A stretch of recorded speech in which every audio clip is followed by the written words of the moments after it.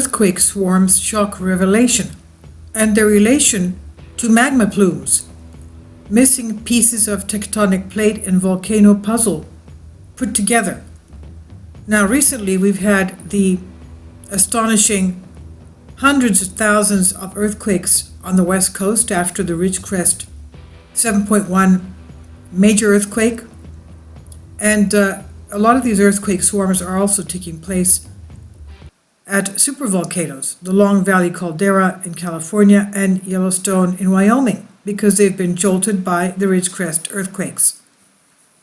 Not surprising, because that also happened back 20 years ago when they had the last 7.1 magnitude earthquake in Ridgecrest in 1999. But this new research shows just what is going on. Why are we having earthquake swarms? And they're relating it to subduction zones and magma plumes. A lot of these earthquakes and their swarms are taking place in areas where we find magma. So that is very enlightening, especially when you take into account the recent uptick in earthquakes in the New Madrid seismic zone. And we shouldn't be shocked, because we have volcanoes there as well. Ancient volcanoes, a lot of them dormant, they're not active, thank goodness. But all along from Kansas, where we saw the 3 kimberlite diamond-spitting explosive volcanoes, all the way to Maine, even to Canada. Maine has 5 volcanoes. 4 of them are in a 100-mile diameter distance.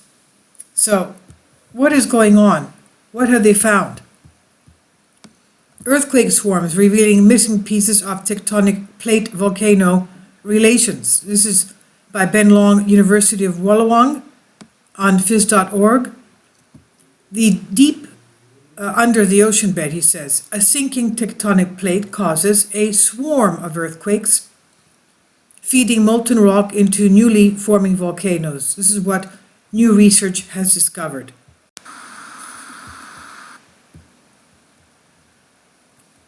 Here we have the volcanoes in the middle of the graph, oceanic crust and the lithosphere subducting. We have the crust, the lithosphere, the mantle, and we have the very rare deep earthquake swarms that show the path of fluids after being released from the subducted Pacific plate.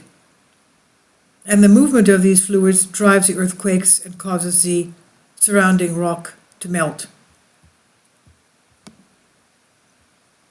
The deep earthquake swarms show the path of fluids released from the subduction zone. Now, the deep under the ocean bed, sinking tectonic plates causing the swarm of earthquakes, feeding molten rock into newly formed volcanoes.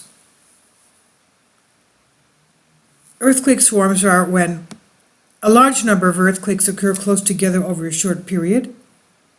Researchers found 2 such swarms while they were studying the Mariana and Izu-Bonin arc in the Pacific Ocean.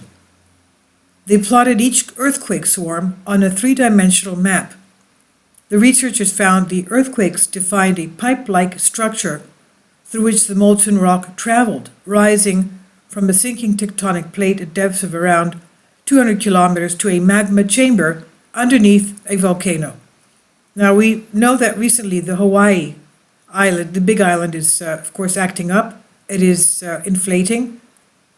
It is heating up. We even have water in the Halemaumau crater. Now, the Pahala area of the southwest of the island shows very deep earthquakes, as if they're in the tunnel of the magma plume that connects the chamber with the volcano. A lot of those earthquakes at Pahala are very deep, and they're basically in the pipe-like structure connecting the volcano to the chamber. So we have that as an example to look to when we're reading this. The earthquake swarm 3-dimensional map, pipe-like structure through which the molten rock is traveling, rising from a sinking tectonic plate at depths of about 200 kilometers to a magma chamber under the volcano. Of course, There's not a tectonic plate sinking under Hawaii. It's a plume. It's a magma plume feeding the magma chamber. Now, concerning the subduction zone earthquakes, it's not only on the area of the Philippines that we have here. We'll see an animation, a 3D animation, a little bit later in this by University of Wolowong. But we also have it on the West Coast, where we've had the ridge-crest earthquakes and a whole line of high-threat volcanoes on the west coast of the U.S. So the discovery solves the missing piece of the tectonic puzzle. It reveals the path that fluids and the molten rock move through the deep earth to volcanoes at the surface.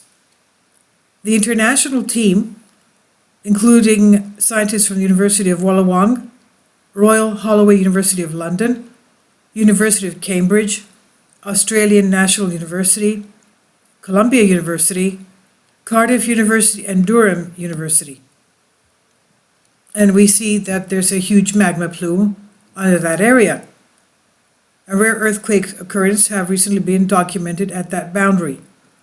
The Mariana and Izu Bonin Arc system lies on the ocean bed stretching 2,800 kilometers from Japan south to Guam and beyond. It marks where two tectonic plates and the Philippine Sea Plate and Pacific Plate meet. And we recently found that there is the biggest supervolcano, bigger than Yellowstone, right at this area, at the Belém Rise. It's a supervolcano over 2 times the width of the crater of Yellowstone, from what we recently have been told. Undersea volcano, huge. Now, it's just east of the Philippines, in the Pacific Ocean. Now, as the Pacific Plate subducts, sinking into the Earth's mantle, it carries water deep down into the Earth. The plate gets hotter and experiences more pressure the deeper it goes, until superheated water tries to escape from there, and is causing the rock to fracture and melt. It melts the rock because of its heat and creates a pathway for the molten rock to rise up. The lead author is Dr. Lloyd White from UOW, that's University of Wolowong, School of Earth, Atmospheric and Life Sciences. He describes the process as a natural hydrofracking effect. So it's natural earth hydrofracking. In fracking, he says, used by petroleum industry, they drill into the earth up to a few kilometers deep and then continue to pump liquid down until the pressure grows and the rocks crack, creating a path for the petroleum or natural gas to flow through the rocks and into a pipe back to the surface, Dr. White explains. Quote, in this case, the tectonic plate carries the water down, very deep into the earth, down to around 200 kilometers below the surface. As the plate goes down, it gets hotter, and the pressure gets higher, driving water out of subducted plates. It's ultimately the water that causes those slowly moving rocks to melt as well as to cause these rare earthquakes. It's the water that gets so hot and is so much pressure that it needs to get away.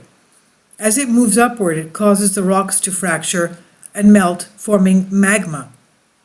And that magma is what feeds to volcano at the top of the system. It's similar to fracking, but at a much grander scale and completely driven by Earth's natural processes rather than being human-induced, end quote. The 2 earthquake swarms occur deep in the Earth in a zone that does not usually have any earthquakes. The simplest explanation is they were caused by a process similar to fracking, either by the rock breaking ahead of the superheated fluid or by the pipe collapsing after the fluid had moved through the system.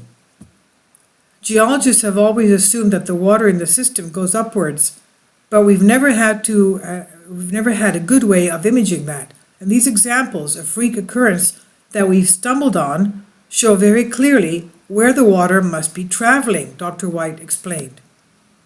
Co-author Dominique Tanner, Dr. Tanner, also from University of Wolowong School of Earth, Atmospheric and Life Sciences, said, we can actually use the earthquakes to figure out how quickly these fluids travel.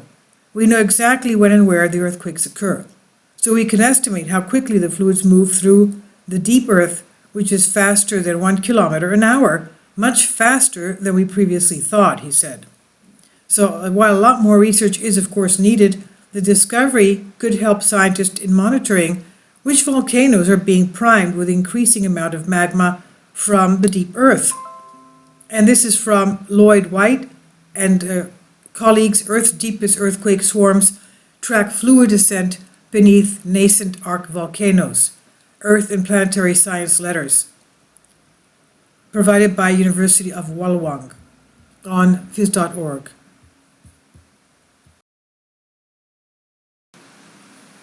This is a 3D animation of what they have found here. Earth's deepest earthquake swarms, and you can see this is the Pacific Ocean, the Indonesia and Philippine area. They're zooming into the location of the earthquake swarm.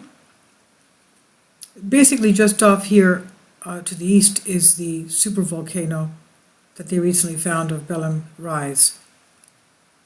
And here we have the plume and the earthquake swarm going down, 3D animation.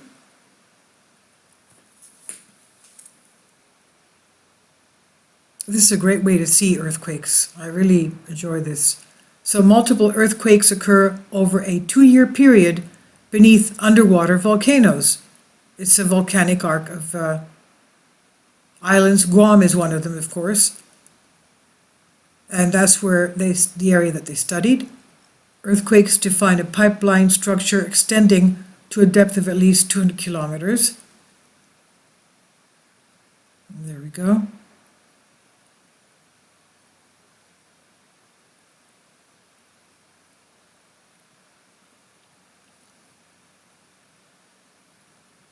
Of course, they can't show all of the plume. Obviously, it goes into a huge mantle plume underneath. And this is the blob that they found recently talking about. So this is where we have the subduction. Deep earthquake pipe solves the mystery. The subduction occurs where cold, old tectonic plates sink into the Earth's mantle. The minerals in the subducted plate release fluids as the plate experiences more heat and pressure, and these fluids cause part of the mantle to melt. I assume the fluids come up with the mantle. We have struggled to understand how the fluids and melts move through the mantle to volcanoes at the surface. Deep earthquake swarms show a rare glimpse of the fluid melt pathway between the subducted plates. As we know exactly when and where the earthquakes occur, we estimate how quickly the fluid melt moves through the mantle, kilometers per hour. The research will help geologists to better understand the processes that occur within the deep earth.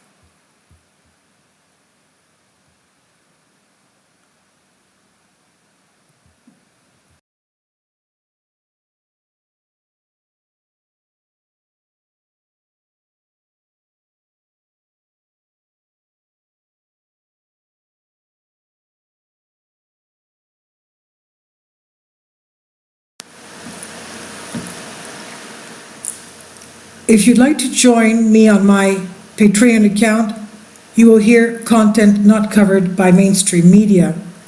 These riveting stories will be based on my research, and I will state my opinions and give my personal insight on diverse and controversial subjects and world events not covered by mainstream media, and not supported by YouTube guidelines. So whatever I have on my Patreon, most of those will not be on my YouTube channel. Please consider becoming a member today. More of the most significant and important videos will be on my Patreon channel. Your support helps me to continue my research and keeps this YouTube channel alive. And we depend on your support, your generous charity, because we help economically challenged families here in Athens, Greece, in Kapota, and we also help the young generation with university tuition and the community around our church. Thank you.